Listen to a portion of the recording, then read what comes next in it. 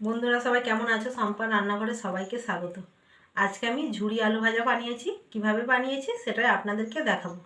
খুব সহজে ঝুরি আলু ভাজাটা তৈরি করা যায়।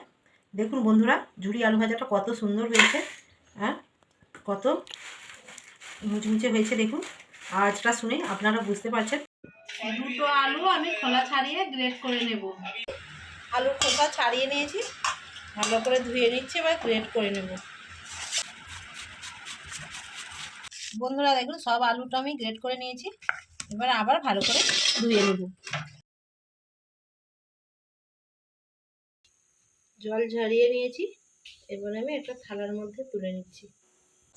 তেল গরম হয়ে গেছে, ঝুরি আলু ভাজাটা কোনাতে দিয়ে দিচ্ছি।